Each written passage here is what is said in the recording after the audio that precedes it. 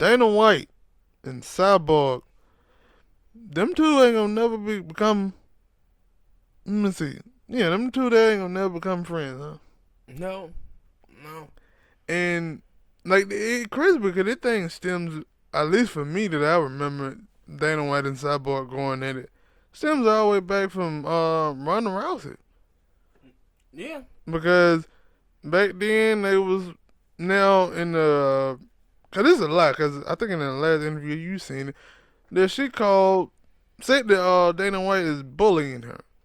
Now when I saw it, I said this ain't the first time I heard her say that they were bullying her because when, like I said, back in them days when people wanted to see the fight between Ronda Rousey and Cyborg, they were the main ones at that time about she was either a dude or she was on steroids.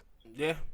And so that one I was surprised that no, I guess that after Ronda got beat, that and then they kind of had to sign Cyborg because after Ronda got beat and then she came back and got demolished by the man Nunez, you ain't really have nobody else.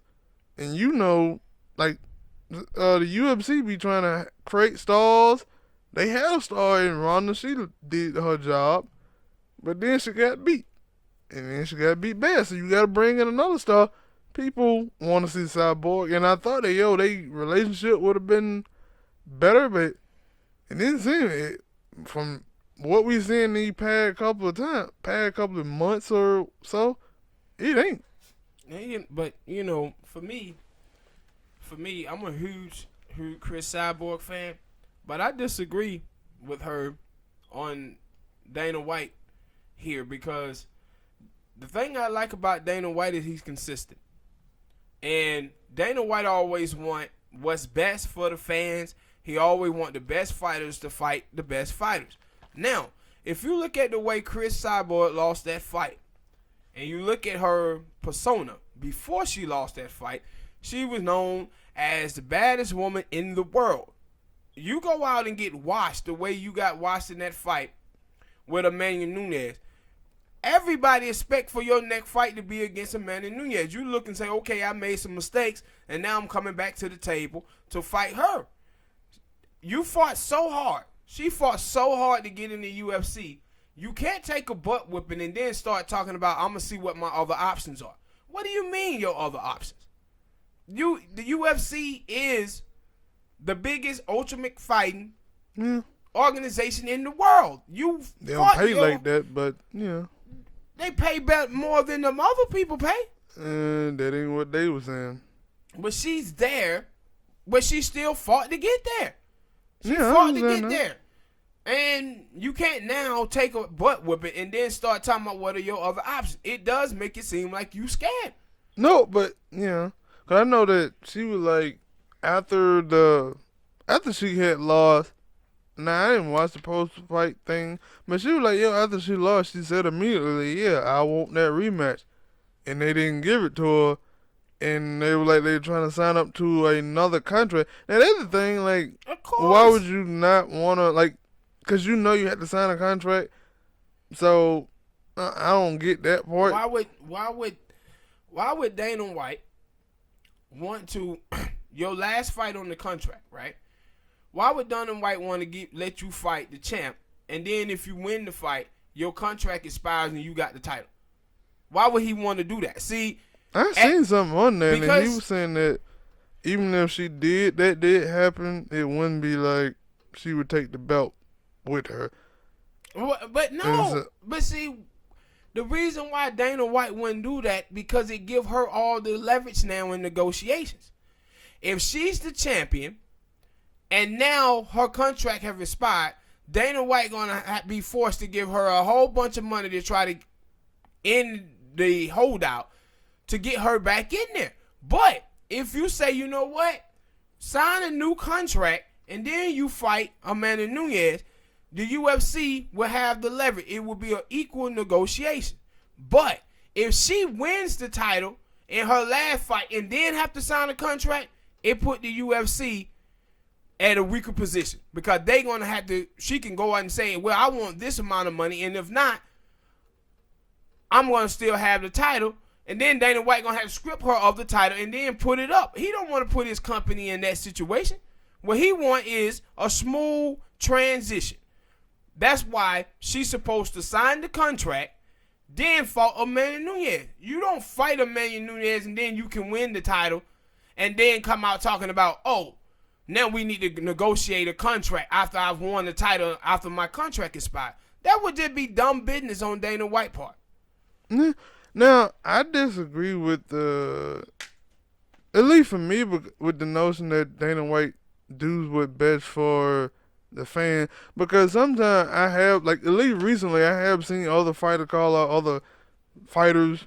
Like, I seen a dude who beat the hell out, he didn't beat the hell out of him, he just knocked him out real quick.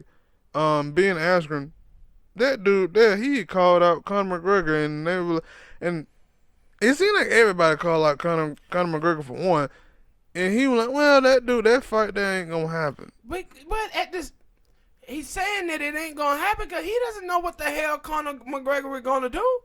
No, he came out and said, yo, Conor gonna fight next year. Next year. And he was like, How many times have Conor McGregor fought since he fought Floyd Mayweather? One time, yeah, and that been about 3 years. Also, but that's my thing. That when other fighters like Tyron Woodley didn't fight for a whole time, he was out there talking bad about Tyron Woodley, saying, "Yo, because he ain't a mega star." Conor McGregor but is a mega star. When you a mega star, dude, you get special privileges. Woodley how the hell is he a mega star? He ain't lost his last 2 or 3 fights. Tell that to the fan who love him. It don't matter whether he win. Get his ass whooped all the time, but he still fill up the stadium. Who? Adrian Broner. People be filling up because they want to see him lose. People want to see Conor lose too, and he got fans. No. When you got special privileges, when you're a superstar, you get special privileges. So Conor McGregor is a cash cow for the UFC. He gonna get leeway with Dana White. Dana White ain't gonna be talking shit like that to no.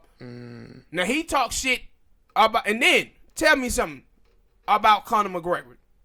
When Conor McGregor fights, all of them get exciting. How many Woodley fights are exciting? Let's be honest.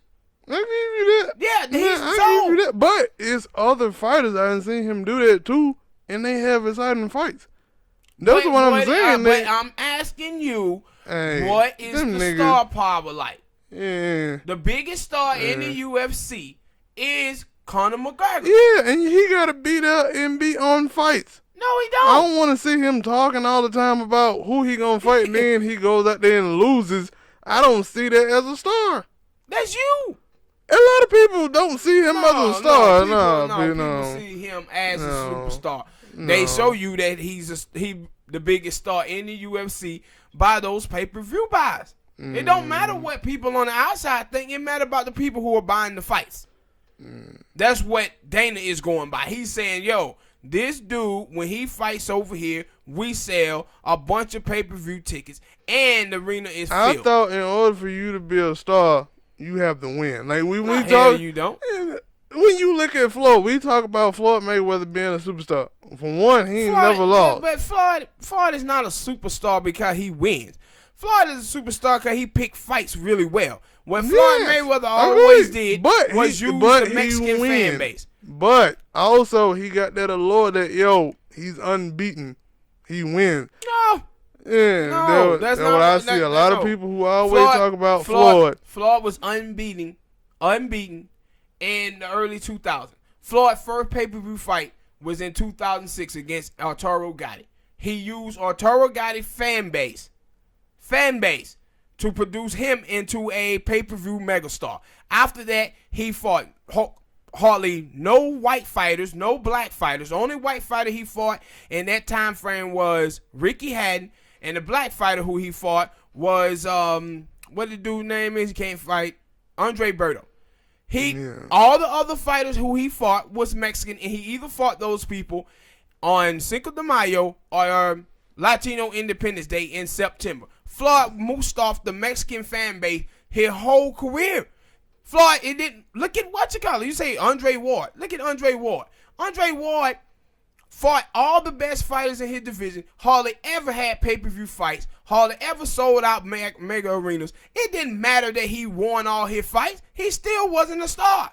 Floyd was a star because he boosted off of other people's fan base. You can win fights all day long, but if you don't sell out fights, you're not a mega star.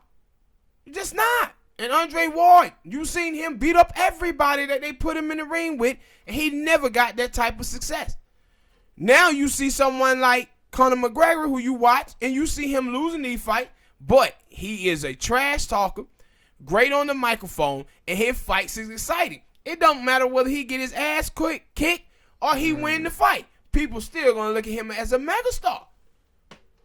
That's the way it is in professional sports. I don't. I don't get that. And that's my thing, I guess, I don't get Again, about look at your boy. Who? Look at your boy Dimitri in the UFC. Undefeated the whole time. But then, that's my thing, that we talk about that, or people talk about Dimitri, and they say that his fights are boring, but no, matter of fact, they don't even say that his fights are boring. They just say they don't want to watch that division. Yeah. But his fights are always entertaining. But guess what? If he talks shit like Conor McGregor talks shit, he would be a fucking megastar. And this is the history of this sport. From Muhammad Ali to Roy Jones to Floyd Mayweather to Adrian Broner to Conor McGregor, all of the dudes who talk shit, those dudes became mega stars. It didn't even matter if they lost. And I guess that's my thing, that most of the time the people who talk the shit and they were mega stars, they went in there and they won. So I can say, okay, at least they had that winning thing. But Conor McGregor, see, the only thing he does is talk shit and then goes out there and get beat the hell up. Yes, because he gonna. That's my thing. That's my hang up about him, and that's why I feel like, yo. But the thing is, like I said, you may be correct. But think about this though. You can have a situation where you have a bunch of people who love you and a bunch of people who hate you, and all of them are still buying tickets. This is the thing that was great about Floyd Mayweather. Like I always say, that dude was the greatest villain since Lex Luthor. He had a bunch of people who hate him and a bunch of people who loved him, and all of those folks would go in and watch it fight. Some folks going in there hoping to God that he wins. Some people going in there hoping to God that he get the hell beat out on him. Like you see now with Skip Bayless and all of these people. The reason why they still talking about Floyd Mayweather and Manny Pacquiao again, why? Because people want to see Floyd get beat up. And they crazy enough to go out there and pay him $250 million hoping that he gets beat up. This is the same thing with Conor McGregor. And I think it's stupid. Me too, but that's what the game is. People, hit that like button, subscribe to the channel if you haven't. Leave a comment and share.